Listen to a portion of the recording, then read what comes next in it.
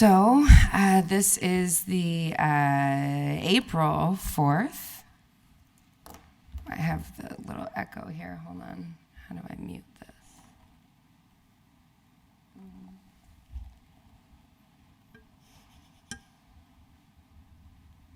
There we go.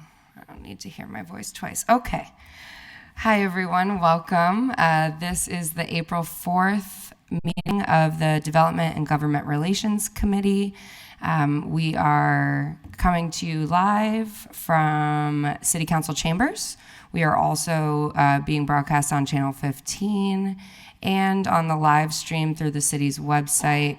I'm joined this evening by our DNGR committee members, Councilor Jenny Rivera, we have Councilor David Bartley, Councilor Joe McGivern, and we are also joined on Zoom with Alicia Zoeller, the Director of Community Development, and it looks like we're also joined on Zoom by Councilor Maldonado Velez. So thanks everyone for being here. Alicia, you're with us? Just want to make sure. I am. Good awesome. Evening, everyone. Good evening. Thank you. Thanks for joining. We're also joined by Councilor Will Puelo. Thank you, Councilor Puelo. And so the purpose of this evening's meeting is to primarily discuss the fiscal year 2022 CDBG allocations. We have recommendations from the Office for Community Development, the Citizens Advisory Committee, and the Mayor's first recommendations. So we are going to go through these.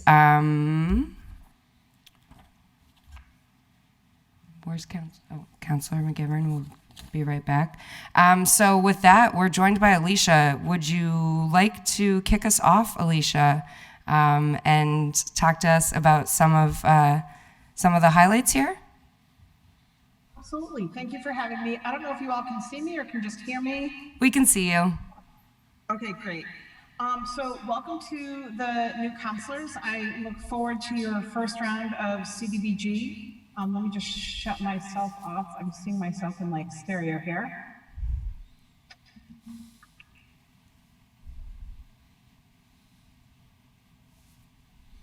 Okay.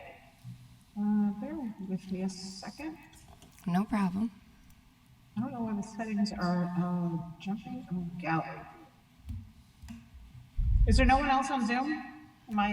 We are joined by Councilor Maldonado Velez and Councilor Will Puelo and Mike from the Law Department. Okay, great. I'm not sure why they're not, why the other folks aren't showing up, but that's fine. So good evening again. Welcome to the new counselors. I'm excited to work with you. This is really the highlight of the work that the Community Development Office does, is figuring out how to allocate funds to our many agencies and activities here in the city to address the needs. I did send you all a few weeks ago a welcome packet and an orientation PowerPoint. I hope you had an opportunity to take a look at that. It really gave you an overview of the work that we do, how we do it, and what your role is. There's four themes that I just wanted to touch on before you get into the substantive work tonight. We did include memos from both the CAC and the staff that highlighted four themes, I would say. And one of them is that we do have an unprecedented amount of federal funding here in the city right now, both CDBG, which is our standard, home ARP funds, which are primarily for use with homeless, as well as the American Rescue Plan Act funding that arrived. That's about $30 million. So we're seeing an unprecedented level of funding, matched with an unprecedented level of need. And so when you work through the community development block grant allocations tonight, one of the things to keep in mind is that there are other funding streams available that will be forthcoming, and the city will be soliciting proposals soon. And many of the agencies that requested FY22 CDBG funding have already been funded for similar activities through ARPA. So recognizing that in some cases there are agency constraints around staffing capacity, that sort of thing, we want to make sure that folks that are funded are able to move through their current funded contracts and keep those activities moving. The second consideration is the fact that for this funding, for the CDBG funding, HUD does impose a spending rate. And so each May 3rd, HUD will check the amount of money that we have on hand through the US Treasury. And we're only permitted to have 1.5 times our annual allocation on hand here in the city. So that means that if we're funding activities that aren't moving on a timely basis, we may get dinged by HUD on May 3rd. Because of COVID, because of municipal staffing shortages, we do have a number of projects that have been languishing. And so I'm really looking to have a streamlined allocation process this year where there's fewer projects funded with higher levels of funding per project so that we know that those projects are going to move, get done, and the money is going to get spent out in the community. You've heard over and over from various departments around capacity concerns. I think the capacity concerns, both for staffing as well as expertise, is of concern, both on the municipal level as well as for our nonprofit agencies. You know, globally, hiring, employee retention is challenging. And so when you're thinking about making your allocations, I would ask that you be mindful of both the municipal staff capacity as well as some of our nonprofit staff capacity to get these projects moving and get the funding spent. And then finally, the other piece is we are working to close out projects that are not moving, and we don't have final allocations from HUD. And so once the allocation process is done, if we find that we have a little bit of extra money, I would ask you to give some direction in where you would want that money to put on this allocation spreadsheet. For tonight, we're going to work with $1.26 million that's going to be allocated over 3 categories. But if we should have some extra money, you know, what are your sort of second tier priorities is what I would be looking for. The reason that I'm here, normally I'm there with you in chambers. The reason that we're going to do this on Zoom tonight is it's going to afford you the opportunity to see your allocations in live time. And so what we've done in prior meetings, and it's worked really, really well, is I have the spreadsheet on my screen here. As soon as Jeffrey gives me permission to share it, I will share it. And then as you work through your allocations, I can drop those numbers for you in real time, and you'll see how much funding you have left in each one of these categories. Otherwise, the materials, the proposal book, the indices, the spreadsheets, they've been out there for quite a while. I haven't really received any questions or requests for additional information. So I hope you're ready tonight to jump in and actually start allocating some dollars.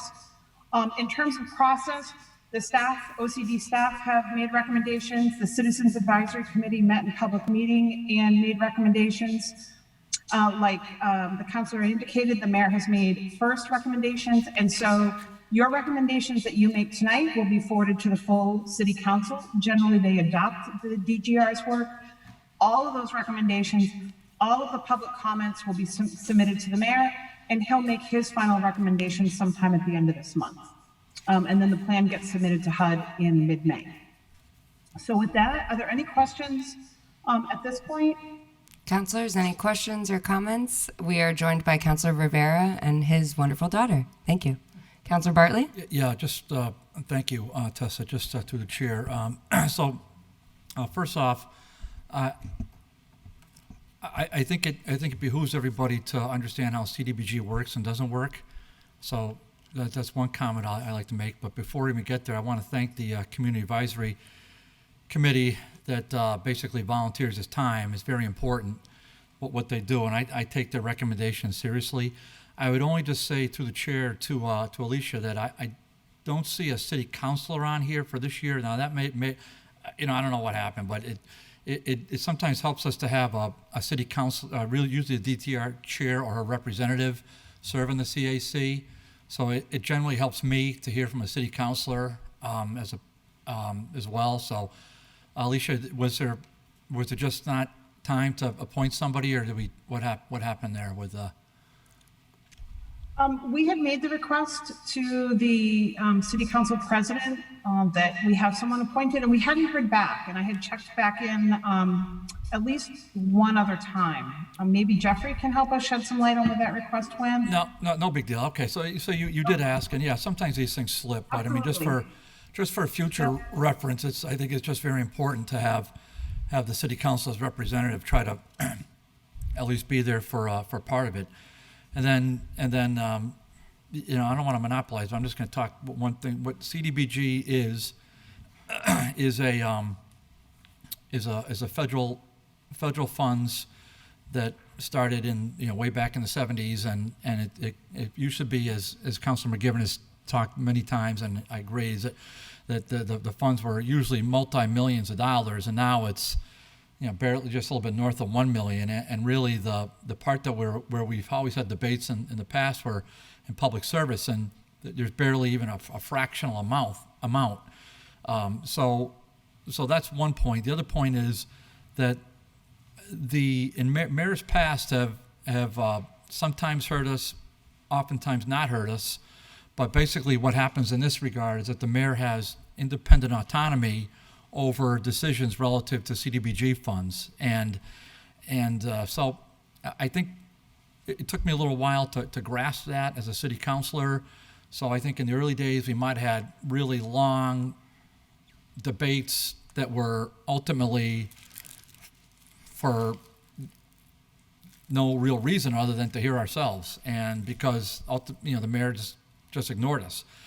I think towards the end of Mr. Morse's term, and certainly in Mr. Murphy's term, I think we had a lot more of a give and take on that, and so it was, to me, this committee added a lot of value to this debate. And then city council, not once in my career has even made an amendment on what this committee recommends. So I think that's just background I just like to provide if anybody cares. And then just as, I'll just finish on this point, because I know that there's confusion for city councilors when we do this. There's non-public service funds and there's public service funds, and they stay in their own category. You can't swap them here and there as much as you feel as though they're important, and they are important, but they don't cross over. So you've got to be cognizant of that. And then basically the admin and planning, that's fairly stagnant. We just accept that as it is, because that supports the salaries and the budget of the Community Development Office. So Thank you. with that, I'll end. Thank you. Wonderful. Thank you. I do appreciate that. And Alicia, I'm happy to chat with you after about finding us a representative on the CAC for the future. So thank you. Yep. Councilor McGivern. Real quick, Alicia, thank you and welcome. And David said it all. The only thing I would add is there's a cap on public service still. And what would the cap be, the percentage? So the cap on public service is 15%. And this year that is translates to $189,937. Thank you. Great. Any other questions for now? All right. Seeing none, Alicia, I will let you take it from here. Okay.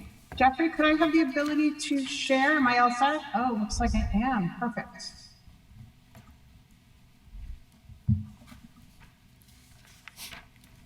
Can you all see the screen? Yes. Okay. So I don't know if you can still see me, but I'm working on a multi-screen system. So I'm just going to turn, I apologize if you're, actually, I'm going to turn. We got to open the core. So if you all can see the screen, I'm going to walk you through it initially, if that's okay. Yes. Okay. So here on the left, you have all the activities that have applied for funding. If they applied and were awarded funding in FY21, that's indicated here in this first column. The next column is what they've requested for this year, for federal fiscal year 2022. Then you'd have the OCD recommendations, the CAC recommendations, and the mayor's first recommendations. You all will be filling in the column here where it's the Development and Government Relations Committee. As we move down, this first large grouping is the non-public service activities. Those activities include clearance and demolition, housing, public facilities and infrastructure, and economic development. In these categories, out of all of the activities from this point up, you have $823,059 to allocate. Moving down, we move into our public service realm. These activities are related to just the way it says, public services. It can be for youth, for elderly handicapped, for employment and education, for social services, and then we have a category of general or other. These activities are all competing against each other for a total of $189,237. We then have the administration and planning. Oh, and I should mention on these public services, this is capped statutorily at 15%. We then have the administration and planning, statutorily capped at 20%. And so there's 255,000 would be available.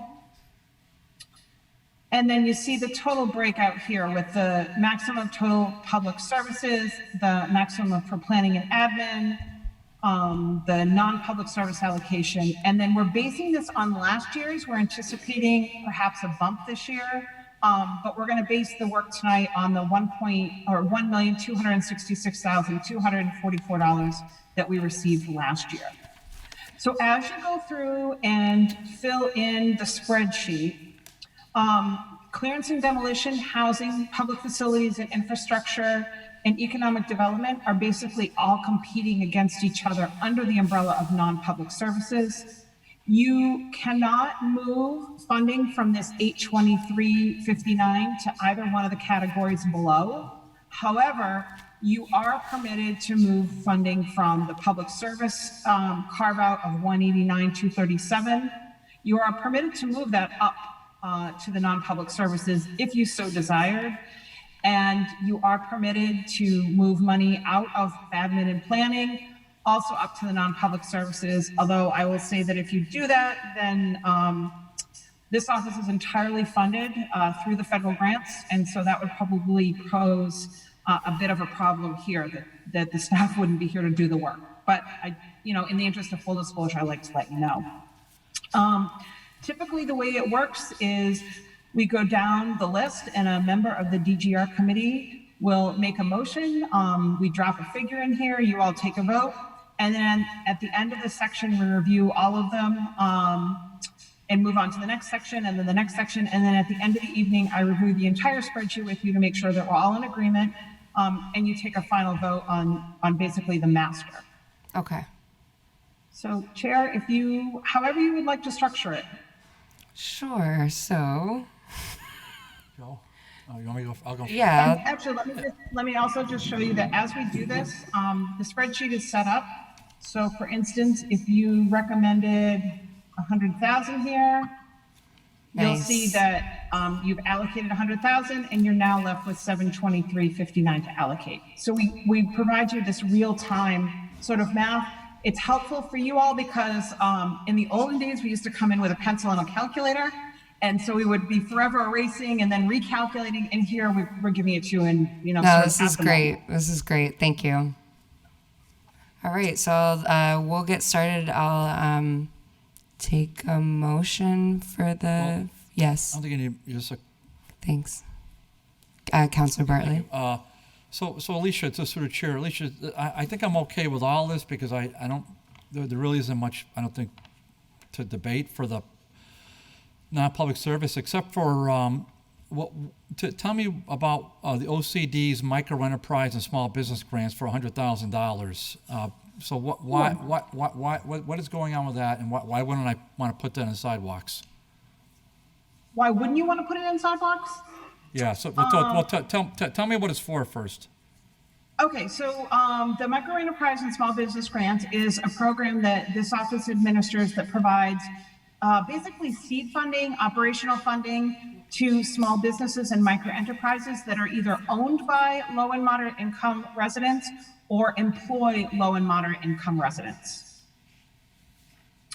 We target businesses that do not typically have access to other forms of capital, so they may not be entirely bankable, they might be just getting going, they might need to buy a piece of equipment to launch their business, they might need some business technical expertise. And so with the city providing these small grants, typically up to about $25,000, normally they're up to about 10, we've been able to launch a number of businesses.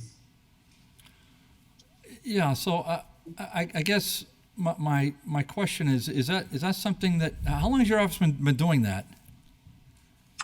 I don't really, for some reason, I just don't remember it. I'd say Probably 3 years, 4 years, 3 Yeah, years. 3 or 4 years. Everything's been a blur with COVID, but 3 or 4 years. We started the grant program before COVID. We had a number of successes. And then sort of post-COVID, we've been working both in the CDBG world as well as providing small business grants through ARPA. But right off the bat, when the program started, we did 14 small businesses. I think all but 1 or 2 are still in business. We have one that has just expanded exponentially. That's been really great. Is now hiring low and moderate income residents here in Holyoke. So several food-related businesses. We have a cleaning business that we supported, a home health care. So I'm happy to get you a list. Yeah, and is there an alternative to your funding source to the CDBG? I mean, is ARPA funds available, or is there another alternative So to there fund are this? ARPA funds.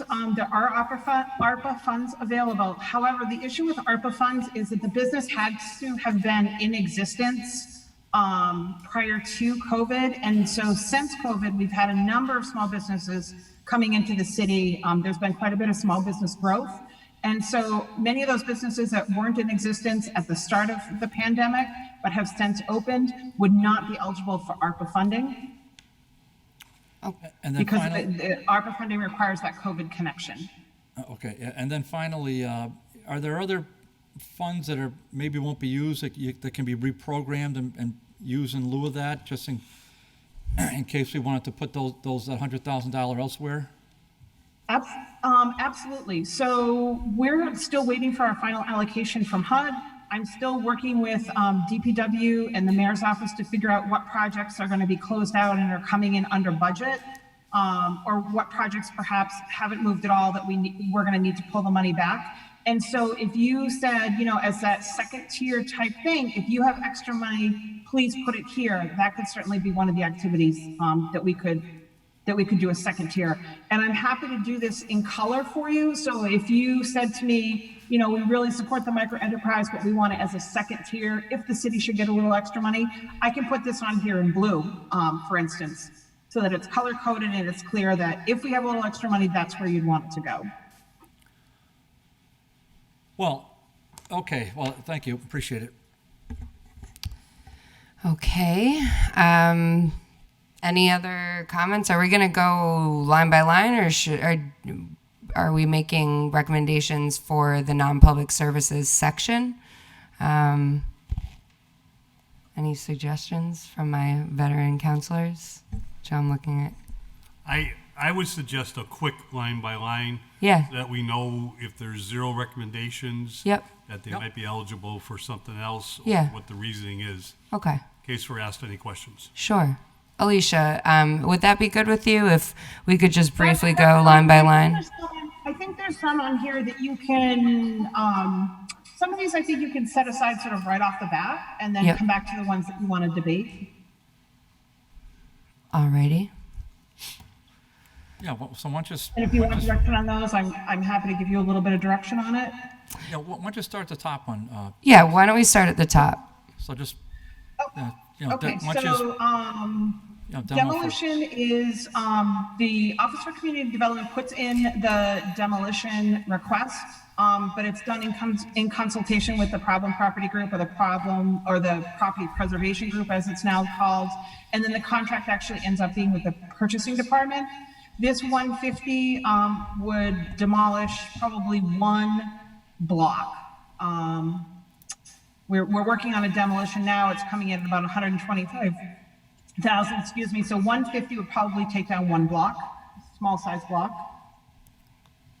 And do you And believe? there are additional properties that are still on the demolition list. So that might be a place that you'd want to drop in some money. The Neighborhood Improvement Program has not been recommended for funding, and the sole reason for that is they have quite a bit for the Neighborhood Improvement Program in both 2021 money as well as ARPA funds. So they are well financed for the next year. Okay. That's the only reason that there's no recommendations there. Okay. Sidewalks, there's always a need for sidewalks in the city. Sidewalks under CDBG have to go in low and moderate income residential neighborhoods. That's the HUD standard for those. These other ones where you see sort of zero recommendations, we were looking at the potential for ARPA funds, because these are big asks when you look at the fact we only have 800,000 here for these. And these we felt like would be ARPA eligible in the next round. The Anniversary Hill, it was recommended across both OCD and CAC because in order to utilize other funding sources, the city has to bury the lines at Anniversary Hill Park at the backside of Community Field. So in order to access some of the state funding, those lines are going to have to go underground. And this seemed like one of those projects where you put a significant amount of funding in and get that utility relocation done so that the city can then go on and leverage the other grants. The public schools, Donahue School has applied for a new playground for years, and it made sense to get that project moving forward this year. The school department has the capacity to handle that one playground installation. Wisteria-Hearst asked for some roofing repair. That would probably be an easy one-off for you. The middle school design, the reason that OCD did not recommend it is that if we put money into a middle school design and we don't end up with a middle school, there's concern that we may have to pay these funds back. So that would be my concern. Or if for some reason the middle school project was delayed and it got dragged out, we have to show an accomplishment within about 3 years of spending the money. We can't just let design hang out there. So that was the concern with the zero recommendation. The Mass Latino Chamber of Commerce Micro Enterprise Program, they're sort of a fledgling organization at this point. This project comes under the umbrella of New England Farm Workers. So we were hoping that perhaps they would do a little more capacity building and then come back and request a smaller sum of money. The concern with the micro enterprise program is very time intensive and very compliance intensive. And so to take on that much money as a sort of newer organization was a concern. So that, if that helps you at all with some context on those. Yes, that definitely helps. I guess for me, I'm, kind of wondering for the demolition of properties and maybe the sidewalks, is OCD not recommending any funding for that because of ARPA funding, or? No, we don't. I don't think that we would be able to work sidewalks into ARPA funding. There hasn't been, at least to date, there hasn't been a general infrastructure line item for ARPA eligibility. Okay. It really is around, in terms of infrastructure, the enumerated uses are broadband, water and sewer infrastructure, as opposed to general infrastructure like sidewalks. Okay. And again, OCD's recommendations really fall in line with the idea of fewer projects, more money, just to get these projects done. Okay. I'm going to pause here and see if any counselors have comments so far. I'll make one amendment, my amendment, it would be to, and this is the only amendment I have, because I think everything on here is very legitimate and all of it's important and all of it's well thought out. I did have a chance to speak with the mayor about this today, and I told him my position on this, and he told me his, and so I think we're in agreement anyhow. But my only amendment is, based upon what I just heard from Alicia, I think we can move the $100,000 from the micro enterprise and business grants, and I'd like to put it into sidewalks. And if we put it into sidewalks, readily confess that it's not going to be like a huge swath, but it gets it into the lower income neighborhoods because that's where it has to go. So something tangible that can be put in, 1 and 2 and, a fraction of Ward 3 or wherever the need is most. And I think based on what Alicia said, we could highlight in blue the area for micro enterprise and small business grants, because that would be a priority for going forward if there's funds that can be available for reprogramming. Okay. That's my motion. Is that your motion? Okay. Do we hear a second? Second half for discussion. And any discussion? I mean, I said what I Councilor said. McGivern? We just went through a painstaking discussion on sidewalks and infrastructure with the cannabis impact monies, and we were provided, I believe it's in our back room here, a map of the needs for sidewalks and infrastructure projects within the wards, especially within the wards that the block grant monies cover. There's a history of a lot of work has been done through block grants for infrastructure. And I think when it comes to public service projects, we need to do as much infrastructure as we can because we don't have the dollars to do it if we don't identify revenue outside of the property tax itself and the general budget itself. So I think Councilor Bartley's motion here is worthy of discussion. I'm not taking anything away from the program, but I just want to focus on infrastructure. And in a minute, I want to talk about Anniversary Hill because that's not a small project. That eats up over half of this block grant, and I'm not getting it. Okay. Councilor Bartley? Yeah, I just want to, through the chair to Councilor McGivern, I thank you for that. And then, but I just want to make a small point, Joe, if I may, relative to the stabilization funds for marijuana. So what you just said is completely accurate. Those funds, and we just got a 30-page email from a very, very angry lawyer who's, in his 30-page email, he basically undermined his whole argument. And it was a bit of a threatening letter, but the marijuana funds, so long as the use is reasonably related to supporting the marijuana industry, and good luck defining that, you can use those funds. So if you use them for, I think, something legitimate like sidewalks, you're on point, and or something with infrastructure. And I had a good discussion with the mayor today about that very thing, and Will and I have an order filed for tomorrow night to kick us off. And I'm hoping we can send it to DGR, and hopefully we can have a good discussion about how to prioritize stuff with this. And I think that and the mayor himself said it was a good vote to not go ahead and allocate it wasn't because of the project, but just the 30,000, the little piecemeal stuff. Do it in a more comprehensive way is his thought, and a more thoughtful way too. And so that's one point. And then just if I may, Madam Chair, the Anniversary Hill, I am going to support that. It's a huge red flag when you see that kind of number. But as I said to the mayor today, and I'll say it here now, that's a project that was supported across the board. It's going to leverage other funds, but as I said to the mayor, you have the power to hold the proponents of Anniversary Hill and Scott's Tower feet to the fire.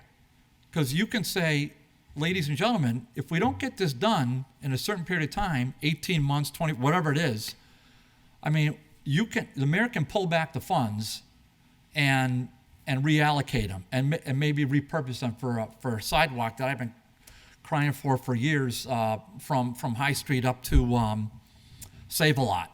I couldn't get any traction for 10 years, and I'm hopeful we'll get some traction in the next couple of years. And I think Josh wants to support that. But But this project here for Anniversary Hill is probably a once in a lifetime.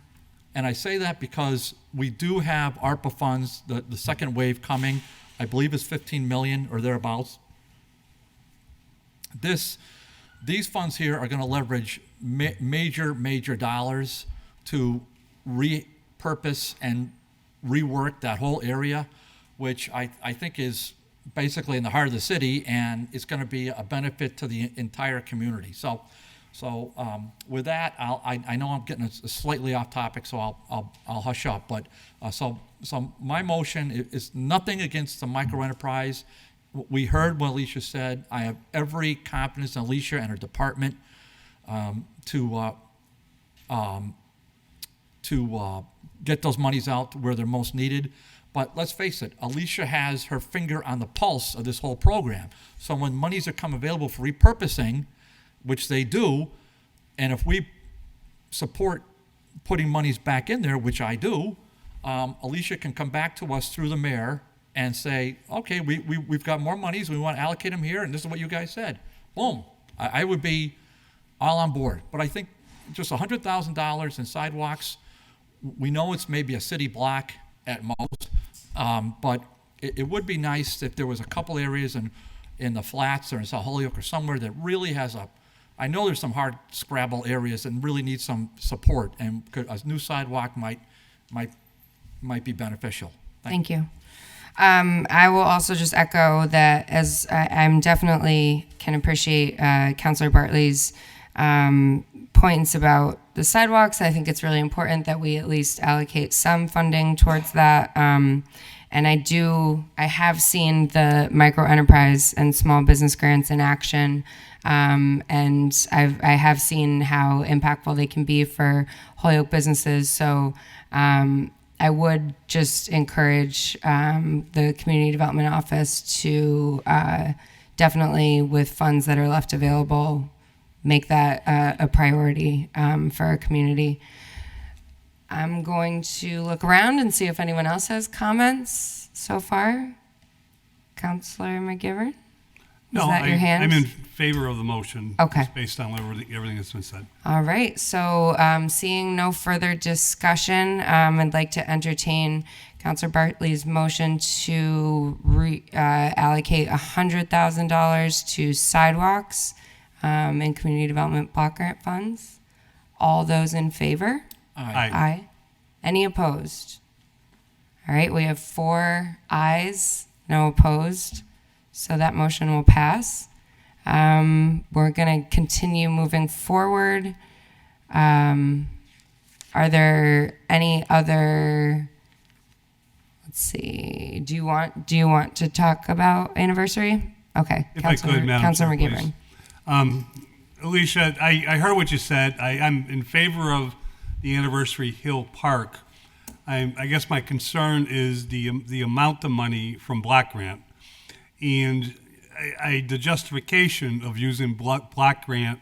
I know it's park, and I know it's a park can be used by everybody, but the justification of using block grant monies in this part of the city is can you fill in the blanks a little bit? Absolutely. So we, before the application appeared on the spreadsheet, we did run the analysis to ensure that it would meet the CDBG eligibility for an LMA or a low mod area. And the neighborhood does pull in the Holyoke Housing Authority properties on the other side. And so that does make it CDBG eligible. So with that argument, we can do sidewalks on Jarvis Avenue and across the street? We could run the analysis of the sidewalk sections that along Jarvis, and absolutely. So the sidewalks along the Housing Authority property, Bowden Village, we certainly could do if there were sidewalks there. And then further up at the Jarvis Heights apartments, those tend to be low and moderate income as well. So, and if councilors have sidewalks they want us to run the analysis for, we're happy to do it. For the new folks, when we talk about LMA areas for eligibility, it means that when we run the analysis off the census data, that 51% or more of residents of a particular census tract must be low and moderate income according to the census criteria. So yeah, absolutely. Councillor Israel Rivera. Thank you, Madam Chair. So my question was similar to Mr. Councilor McGivern's around the demographic and justification with regards to the project. I'm totally in favor of the project. It just bothers me a little bit that I feel like we're kind of stretching it so that it does fit the criteria so that we can do it. I'm in favor because the project is an awesome project. It's also a very expensive project that we as a city probably could not afford without the monies. So I would still be in favor. It's just that I think it could be a slippery slope to kind of stretch the criteria a little bit, in my opinion, right, with regards to the project. But it's an awesome project. I'm with it. I wouldn't vote against it in full council. I just kind of wanted to voice that piece from my own accord. Thank you. Thank you. Any other comments? Okay. So I think we should just, for now, stick with the non-public service section and Yeah, I'll make a, unless there's somebody else that wants to speak, but I'll make a motion to just, I mean, I'll skip over that one for right now, but I'm good to go with the roof repairs. They're pretty modest. You know, we supported through CDBG and ARPA funds, believe me, for Wisteria Hearst. So to the tens of thousands of dollars, and I believe me, I've been, Madam Chair, I've been frustrated by this because over the years, I mean, it's just a lot of money goes into Wisteria Hearst, and at some point, you're probably going to agree with me. Maybe not this time, and I'm going to vote for this tonight. But Wisteria Hearst, listen, we own it. We have to do our best to maintain it. I love that whole area of the city, how it's really coming back to life. It's a nice little run of properties, and I want to make sure Wisteria Hearst stays a crown jewel. But at some point in time, whatever that point is, it's got to become a self-sustaining entity. It's got programmatic stuff. It collects dues. It rents it out. It rents itself out. At some point, it's got to be able to run its own affairs without taking precious resources from either ARPA or CDBG. Now is not that time, I guess, but I hope before I leave this board, that'll actually come to fruition. As far as the schools go, this is a highly unusual.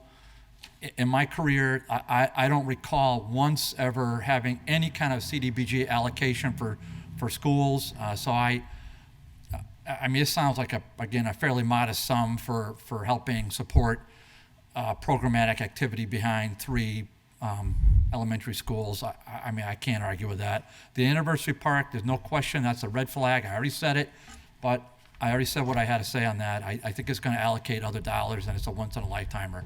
And then, so I'm going to make a motion that we support, other than the allocations presented and as amended for non-public service. do I have a second? Second. With, if I can make one comment though. Yes. I think when you look at the scheme of things in the picture, everything Councilor Bartley just said makes sense. Alicia, I do have one follow-up on your middle school design. I agree with with your argument there that the middle school design phase could be a risk for something that we may not even see anything out of. We also get 80% reimbursed for the design phase itself from the MSBA. However, does that mean if we go forward with the construction of a middle school, would we be able to use block grant monies in the future? Yes, so if the middle school design moves forward and you wanted to do CDBG investment in perhaps a play structure or a playground or other amenities at the school, it is considered a public facility, educational facility, and so we could put CDBG into it in the future. Thank you. Yep. Madam And Chair? if I could just get a clarification on Councilor Bartley's adoption motion. Are you adopting the mayor's allocations? Is when you talk about adoption? Yeah, that's, I've been kind of go down the mayor's line, yes. Yeah. So yes, that's where I'm specifically saying, other than what we amended, the mayor's, so I said as amended, just the mayor's recommendations. Correct. So I'm gonna drop those numbers in for you, so you can see where you're at. Thank you. And Madam Chair, just one thing. Yes. I think what Councilor McGivern just said is a really important point. So I'm assuming we're all going to be back in this committee next year, although maybe not, you never know. But, Whoa, Never know. you never know, Joe, do you, right? just way in the future. The Wheel of Fortune spins pretty quick, doesn't it? But it's an incredibly important point to remember. So when we're looking at allocations for the middle school, I'm not saying cut it here and slice and dice it, but I'm just saying you have this card in your back pocket now to consider, and you probably have. Let me look at the allocation we just had for Anniversary Hill, assuming this passes. Close to $500,000.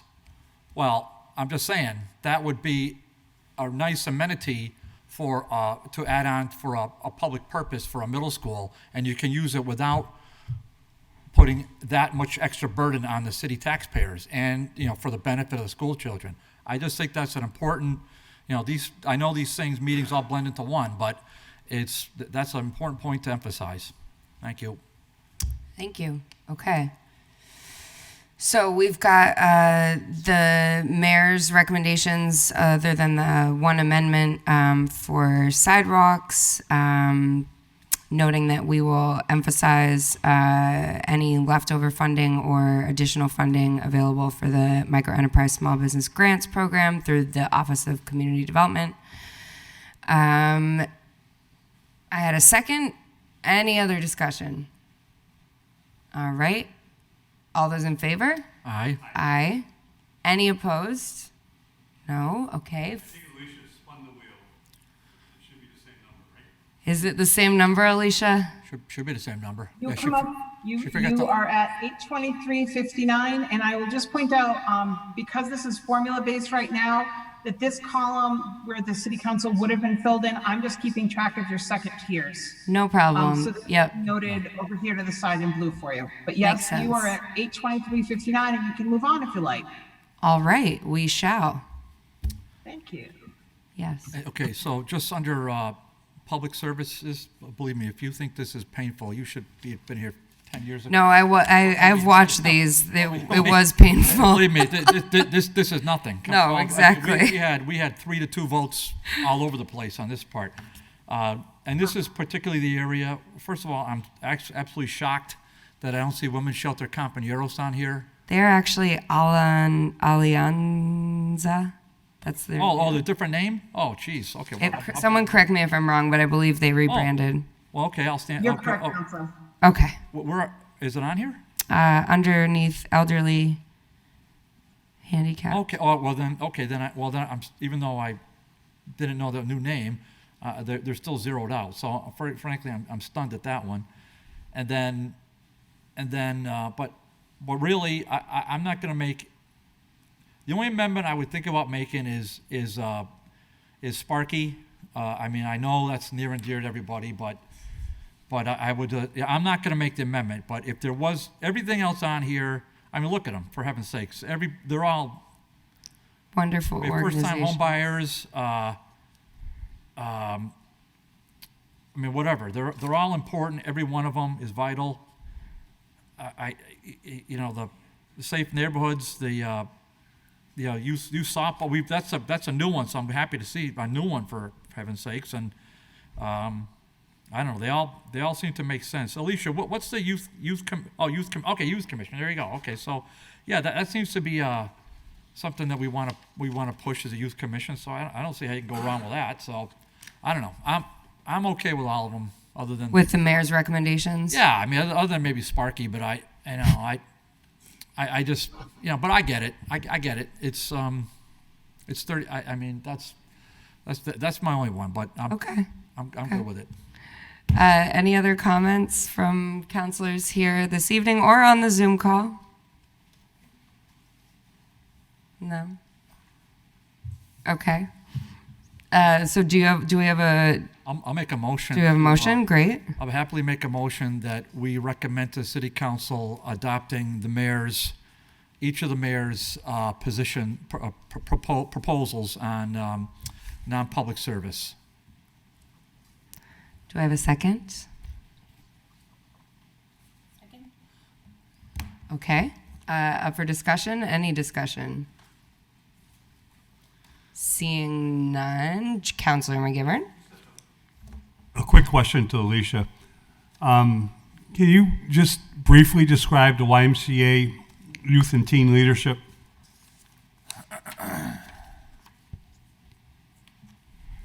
Yes. This was a program, so typically the Y supports after-school programming for younger children, and this is a teen leadership program because they identified the fact that there seems to be a bit of a gap of activities for the 16 to 18-year-olds, and so that's a leadership training for that older group of kids. Thank you, and I'm going to ask one more question. It's not part of the after-school program, it's separate from the after-school program? I believe it is because the after-school program focuses on like daycare for children, and this is more of a teen program. Okay, I will file a disclosure form with the city clerk as required. I believe I'm okay, but I will check. If we could just separate that one vote from this. My wife, Jenny, works in the after-school program part-time as a literacy liaison teacher. Okay. And I'm pretty sure what I read and what Alicia just said, this is separated because it's a different age group from whom she works with, but I still believe, even though I have no vote and has nothing to do, I believe, directly with the after-school or Jenny, I think I should disclose it and find out. Okay.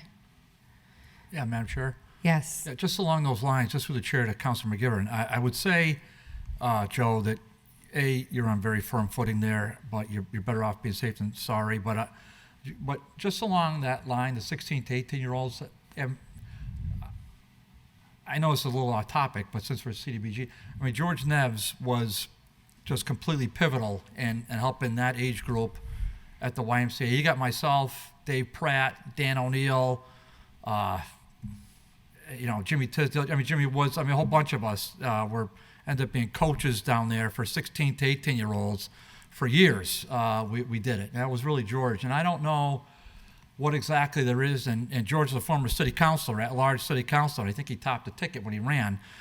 So I don't know what there is for in memoriams for George at the Y or even this body, but that ought to be something that, if we're going to help that age group, it was George that kind of got the ball rolling a lot in that regard, and there ought to be something, in his memory. If there is, I'd love to support it.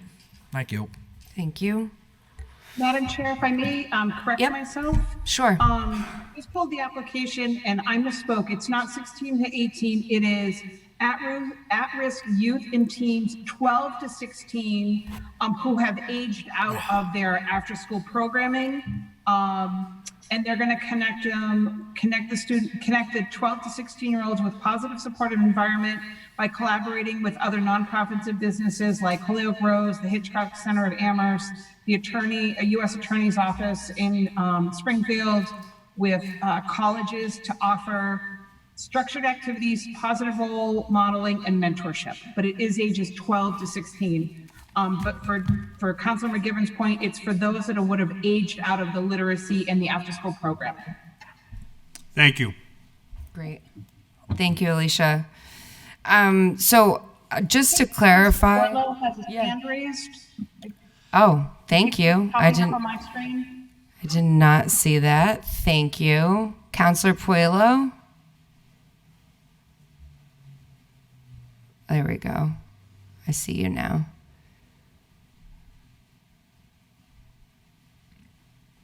Counselor Puello, did you want to say anything? Yeah, There he can you guys is. hear me? Hello. Hi. Hey, thanks a lot. It's good to see everybody. Sorry about that. I was on with the school building committee that just ended, so I was able to hop on. And I'm catching the end of this, and I just wanted to go back to the mayor's recommendations here. I mean, Sparky the dog fire training safety suit does not cost $3,500. I can pull it up on Amazon right now. It's like a $200 suit. So I'm not sure. I mean, $3,500 for a Halloween costume essentially seems pretty ridiculous. I don't know if there's like a quote that's provided for that, or if there's some sort of documentation that we can look up, or. I would imagine it would be in the application that was submitted to us, but I will let Yeah, I would Alicia. ask that we please follow up with that quote, because again, I mean, a simple Google search will show us that it costs like $100, $200 max. I'm not sure where we're getting a Halloween costume for $4,000 almost. Yeah, Madam Chair. Yes, of course, Counselor Bartley. I would just through the chair to Will, I would say if we could get something firm for tomorrow night's meeting, we could, instead of belaboring it now, we could, unless you can find it real fast, or unless Alicia knows, I'd be happy to make a motion to put that 3,500 to, the formerly known as Enlace, or the homework house, or to something else. I mean, and we can, rally or find something else to figure out a way to fund Sparky. But I don't want to make the motion to cut the thing right now without really knowing, or without really having something firm in place that I would know that would be able to replace it. I mean, because that's just as viable as any, and just as important as anything else, really. They do wonderful things for school children with that program. So, but if there's a cheaper way to present it than 3,500, and if you do it for 500, well, I'd rather put the 3,000 towards, like I said, homework house or Enlace or whatever. So, but we can figure that out tomorrow, in my opinion. Okay. So typically the fire department will purchase like fire prevention training materials to go with Sparky. And the Sparky suits that we've had in the past are a little hardier than a Halloween costume. They get a lot of use and abuse, a lot of hugs from kids. And so I'm happy to reach out to Maria at the fire department and get a little bit more information. But I think it's more than just your typical hat and gloves, and it's a full body fursuit, which tend to be pretty pricey, but it also, they usually buy the fire prevention materials that go with it. So like coloring books and that kind of thing, whatever kind of outreach materials that are appropriate for the age group. But I'm happy to reach out to her and see if I can get additional clarification in the morning for you. And then also know that they are subject to procurement, and so we would ask them to still go out and solicit and get a couple of quotes for the quality of the suit that they're looking for.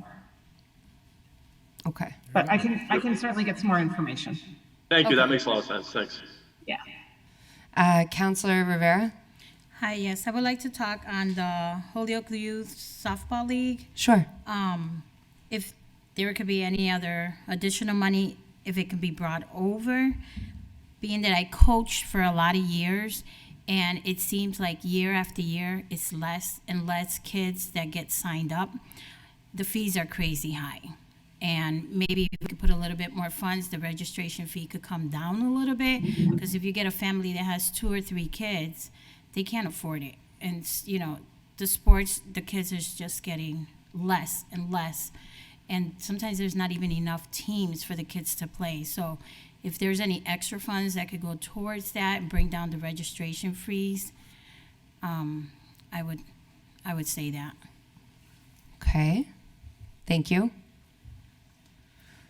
Yes. I would just say along those lines that if we're gonna, I wouldn't want to make a motion now, but I would say if funds become available for reallocation in the non-public service, we've already put in blue ink the Microenterprise. the microenterprise of the public service. We can put in blue ink something that that would be Alicia, because we've never, I don't recall, I should say, I'll stand corrected, but for any CDBG funds ever to go towards girls softball, and I would definitely be a huge supporter of that, up to like 10,000. But I mean, right now, to get your foot in the door with 4,000, I mean, for heaven's sakes, it's a miracle, to see somebody new finally come on these things. It's the same. I mean, they're all valid vendors, Madam Chair, every one of them. We can't deny it, but it's nice to see. It's nice to see a new one for a change, and somebody so established as youth softball. Absolutely, you gotta get all behind that for sure. Mm-hmm. So I would personally be wanting to support that, and I would like us to put, if there's additional resources, Alicia, through the chair to Alicia, I like to have it go towards youth sports and youth programming all day long. Yep. So even if the city has additional funding through canceled projects this year, it's not going to be able to go towards the public services unless our CDBG allocation is higher overall. Because regardless of how much other money we have to put into the CDBG program for prior year projects, that doesn't increase our 15% cap here. So the only way that there's going to be extra money that could go into these public services is if the 15% cap is higher. And the only way the 15% cap here is higher is if we get more annual CDBG funds. Well, let me rephrase that then. So if Sparky comes in less than 3,500, and we'll find out tomorrow night, if Sparky comes in and say 1,000, we can make a motion, put 2,500 from, I to support that, putting it from Sparky to girls softball. So that's what I would suggest. Okay. All right. I see Duly Councilor McGivern. Thank you. For purpose of discussion, and it may work, it may not, I'll make a motion that we delete $6,000 from the Office for Community Development Youth Commission Services in the mayor's office and put that $6,000 towards the getting some kids to play youth softball. Second. Any discussion? Yes. I can hear from Alicia. I just want to make sure Yeah. I'm not making a big mistake or any Alicia, mistake. is that a big mistake? Hold on. Big mistake. Hold on. Bear with me. No, you're right on the money. Okay. Thank you. There you go. Yep, you're right on the money. 189,237, and we did 14,000 for the youth commission and 10,000 for youth softball. Okay. Oh. All And those you in, all correct, this is the first time. This is the first time that we've worked with them, so it's really exciting to have a new sports Yeah. league, youth sports league. wonderful. Awesome. So we have that up for discussion. Any other discussion? Seeing none. Oh, Councilor Israel Rivera. I could wait till so as Joe was mentioning earlier about disclosure, I'm a board member on girls softball, so I don't Yep. know what I have to fill out. If you could help me out with that with regards to filling out whatever if I have to. Yeah. I just won't vote tomorrow on whatever if that's the case. You could call the state ethics or if you want, but yeah, there's a disclosure Are you a form. volunteer? Yeah. Yeah, you're all set. All right. It changes every time the Ethics Commission changes. It does. Normally, we should be okay because there's no financial Yeah. interest Right. for you or I. You're a volunteer for. But- Yeah, you guys don't get paid by that. All right. But you got to be careful, and you never That's know why I just wanted to make down in sure. Boston the way Yep. they look at it. All right. Awesome. So with that, all those in favor? I, Aye. Any opposed? All right, that's 4 in favor, unanimous. I'll just renew my motion to approve the mayor's recommendations now as amended for the non-public service. Second? Okay, and any discussion? All those in favor? Aye. Aye. Any opposed? All right, the ayes have it, 4-0. I'll make one final motion before I go. I'll make a motion to support the recommendation of the OCD, CAC, and mayor for admin and planning at the level stated. All right, second, great. Any discussion? I just, Yes? If I could, I just want to say thank you to Absolutely. Alicia and staff, the work you've done under the circumstances, not just with block grants over the years, but with everything we've been facing and the incredible turnaround of the ARPA monies and other things with the pandemic and everything. Just thank you to you and your staff. Great job. You're welcome. You're welcome. I appreciate that, and they will too. I'll pass it along in the morning. Yes, please do. So this is for the admin and planning. All those in favor? Aye. Any opposed? So moved. The ayes have it 4-0. Do we still need to vote on elderly? No, we did all public services, right? We should have done all public service. Yes. If I may, I'd like to run down the list, and then you all could take one final vote. Okay. So as we do this, I'm going to actually fill in a paper copy in case the network gets gobbled up tonight. Okay. So demolition is 0. One Holyoke is 0. Sidewalks are 100,000. And Las A is 0. One Holyoke CDC is 0. Health Center is 0. Nueva Esperanza is 0. Anniversary Hill Park is 488,159. Holyoke Public Schools, 225.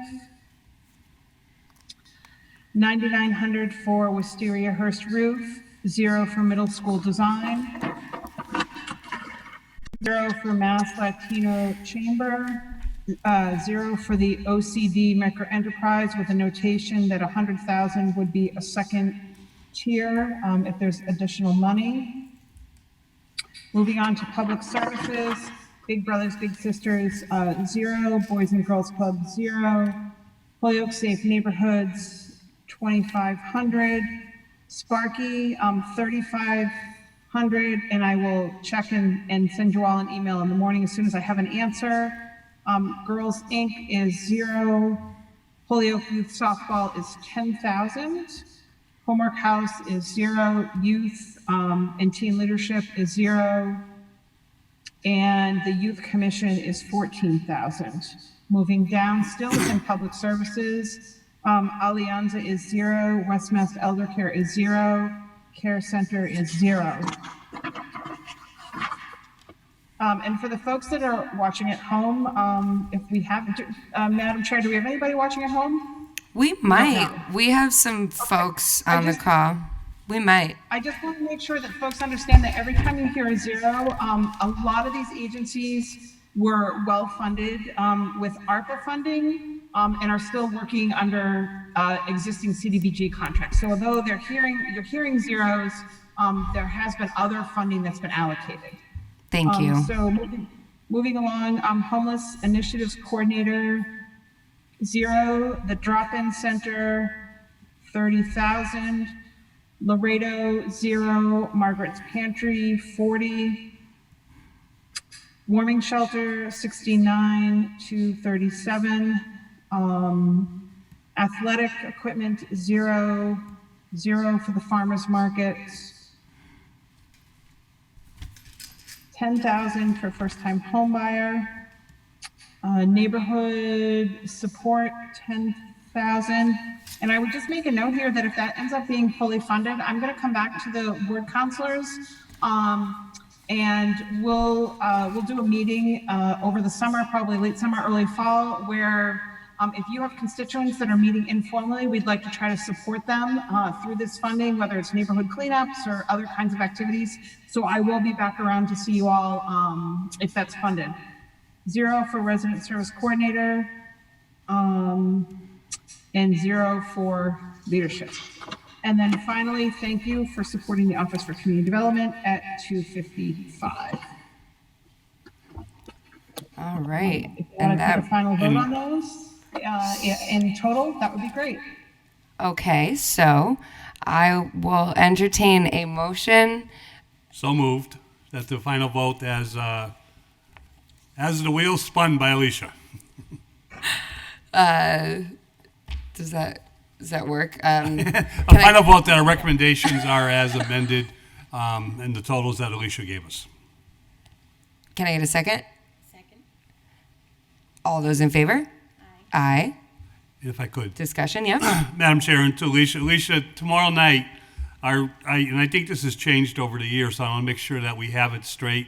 We're going to be recommending, these are our recommendations, but we're going to be recommending that we adopt the resolution, and the resolution now includes the home funds, or is it two separate votes? Yeah. No, it'll include the home funds. I think the resolution has all the language that you need on it. Okay. Yes. And that's on page 2. And it looks like the numbers are again in Holyoke's favor, percentage-wise. They are. Holyoke is the lead city of the Holyoke-Chicopee-Westfield Consortium, so we get 52% of the allocation, Great. 52.8%. Okay. So I would suggest the committee recommends that we adopt the resolution with our recommendations for the block grant monies, but also note it includes the home program percentages too, because we're not just doing it for us, we're doing it for Chicopee and Westfield too. Gotcha. Okay. Correct. Thank you. So do I need a second for that? Yeah. Yeah. Okay. Second. Second. Okay. It And gets awkward tomorrow night when we ask this full city council to vote, okay. and then we, at the last minute, we're scrambling to get everything in there. Got it. So any discussion on that? All right. Councilor Fuego had his hand up. Yeah, Oh, Ma- I'm Madam so Chair? sorry, Will. I'm You're getting good. used to this, getting the swing of things. Counselor Thanks, Madam Puello. Chair. Yeah, just through the chair to Alicia, I really appreciate, because, a lot of this is new to me. And like I said, I was at that school building committee meeting, so I missed the first part of this. If you could also send us some more information on the first-time homebuyer class. I think I saw some numbers on there that I was kind of like, I don't know about this. Like, we're charging people to go to a class that the taxpayers are paying for in the first place. If we could get a little bit more information on that too, along with the Sparky, I'd really appreciate it. Absolutely. Thank you. Okay. I'm not seeing any other hands up. All those in favor? Aye. Any opposed? Okay, 3-0. Make a motion to adjourn. Second? Second. All those in favor? Aye. Aye. Great. Just want to thank you, Alicia, for walking me through my first CDBG hearing on the other side. And I Great. appreciate it. I've seen these as a representative, so it's nice to be on the other side. So thank you very much for all your work. And thank you to everyone that joined us this evening. Thank you. And will you need me tomorrow night, or I'll send you an updated spreadsheet in the morning, and then we're good? I think that should be fine, yeah. Okay, great. Thanks, everyone. And Will, I'm sorry, Councilor Puello, I'll get you your questions. Thank you so much. You're awesome. Thanks, Alicia. Take Everyone care. have a good night. Meeting's adjourned.